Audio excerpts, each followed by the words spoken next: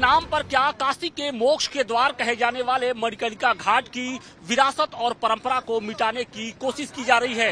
ये सवाल इसलिए उठा है क्योंकि पिछले दिनों मणिकर्णिका घाट पर विस्तारीकरण के दौरान कुछ टूटी हुई मूर्तियां पाई गई थी और इसी के बाद से हंगामा मचा हुआ है।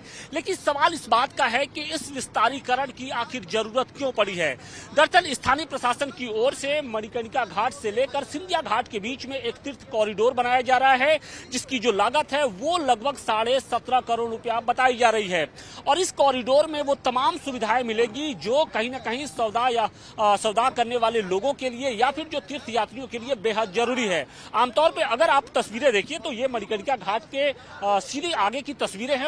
अगर हम आपको दिखाने की कोशिश करें तो इस घाट पर जो सौदा करने वाले जो लोग होते हैं उनके लिए कोई व्यवस्था एक तरह से नहीं है। उनके न बैठने की व्यवस्था है, न पीने के पानी की कोई व्यवस्था होती है और न ही इस पूरे घाट पर एक भी टॉयलेट्स है। तो आप ये समझिए कि जो लोग यहाँ पर आते हैं उनको कितनी परेशानियों का सामना करना पड़ता है। और यही कारण है कि अब साल 2023 में प्रधानमंत्री नरेंद्र मोदी ने इस पूरे घाट का कायाकल्प करने का एक योजना बनाया है और इसी के तहत इस पूरे घाट को सुंदर बनाया जा रहा है। तो सवाल इस बात का है कि इस विस्तारीकरण में और क्या क्या होगा। दरअसल इस पूरे विस्तारीकरण के दौरान लगभग जो 17.5 करोड़ रुपए की योजना है उसमें तीर्थयात्रियों के बैठने के लिए एक स्पेशल लॉन्च टाइप में बनाया जाएगा जो घाट के बिल्कुल ऊपर होगा। इसके अलावा उनके लिए पीने का स्वच्छ पानी मुहैया कराया जाएगा, टॉयलेट्स उपलब्ध कराए जाएंगे, साथ ही साथ पूरा जो घाट होगा वो सीसीटीवी कैमरों से लैस होगा।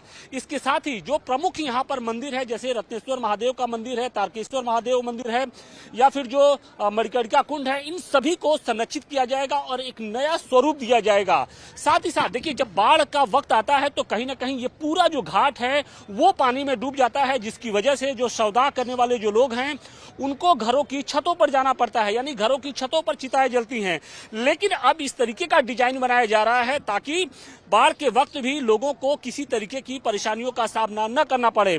और दूसरी सबसे बड़ी एक बात यह है कि जब भी यहाँ पर चिताएं जलती हैं मसलन, तब वहां पर जो उससे जो राख होता है या फिर धुआं होता है वो देखिए आप कहीं ना कहीं जो आसपास के जो रहने वाले लोग हैं उनके लिए परेशानी का सबब बनता है। मसलन अगर आप हमको दिखाएं तो यहाँ पर देखिए जैसे ये जब ये धुआं उठ रहा है, ये मणिकर्णिका का मुख्य स्थल है, वहां पर चिताएं जलती हैं तो इसके बाद से आसपास के जितने जो लोग हैं उनको परेशानियों का सामना करना पड़ता है।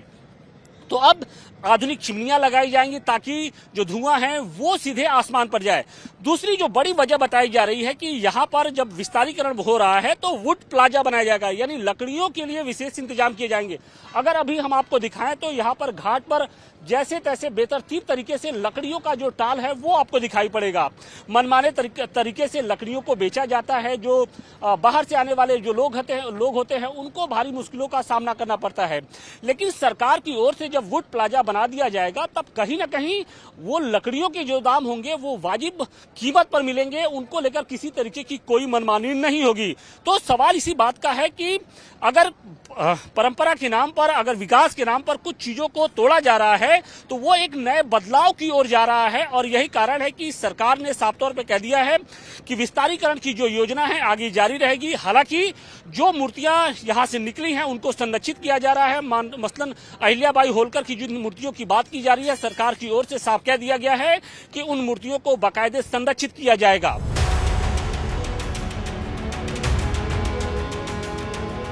विरासत या फिर विकास, मणिकर्णिका घाट पर चल रहे विस्तारीकरण को लेकर कुछ लोगों का यही तर्क है।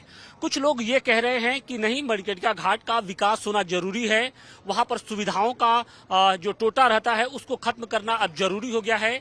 तो कुछ लोग ये कह रहे हैं कि नहीं, आप विकास करिए लेकिन जो विरासत है, जो परंपरा है उसको बचाए रखना पहली प्राथमिकता है। लेकिन सवाल इस बात का है कि यहाँ पर आने वाले लोग क्या सोचते हैं जो सौदा के लिए यहाँ पर पहुंचते हैं, वो इस बात से कितना एक तरीके से एग्री करते हैं या नहीं करते हैं, हम इनसे खुद बात करेंगे।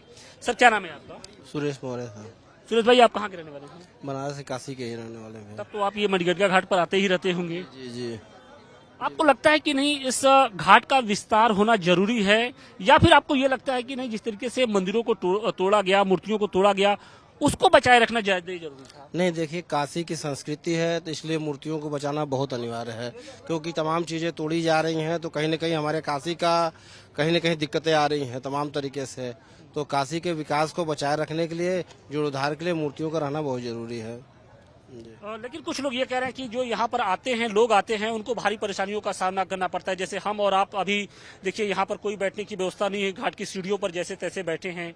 अभी अगर बारिश हो जाए या फिर धूप आ जाए तेज तो फिर बैठ नहीं सकते। तो अलग अलग तर्क है, आपका क्या मत है? तो हमारा ये है कि पुराना जो सभ्यता को लेते हुए आप विकास करिए, कि उससे आपके हमारे काशी में सुरक्षित नाम भी वही रहे कि काशी वही मंदिर वाला है। इसको आप देखते हुए करिएगा तो किसी को बुरा भी नहीं लगेगा और विकास काम देगा। हर आदमी नाम करेगा कि हाँ विकास हो रहा है। और उसको तोड़ के आप करिएगा तो हर आदमी अपना अपना दिमाग लगाएगा कि ये मंदिर हटाना चाह रहे हैं, तो जो है पुरानी सभ्यता को हटाना चाह रहे हैं। तो आप वही करिए कि जो मतलब कि पुरानी सभ्यता को देखते हुए वो भी रहे और हमारा विकास भी हो। तो विरासत को सहेजते हुए विकास के पथ पर आगे बढ़िए। ठीक। विरासत भी रहे और विकास भी आप करिए, दोनों रहे दोनों रहे जी। वैसे अभी मूलभूत क्या किन जरूरतों का आपको लगता है कि कौन सी है जरूरत है इसको पूरा किया जाना जरूरी है? बैठने उठने का साधन भी रहना चाहिए, धूप न लगे, यही सब जी। क्या कहेंगे सर? जी हाँ, ये सही बात है, बैठने की सुविधा होनी चाहिए। और भाई अभी ये है कि अब धूप से बचने के लिए भाई ये रहे और भाई पुरानी धरोहर जो है वो संस्कृति जिंदा रहे, ये भी रहे। तो बिल्कुल आपने ये सुना कि लोगों का ये कहना है कि आप विकास करिए, लेकिन विकास परंपरा और जो एक सनातन काल से चली आ रही जो एक जो धरोहर है उसको भी बचाए रखना बेहद जरूरी है, क्योंकि विरासत के साथ साथ विकास हो तभी वो ज्यादा बेहतर होगा।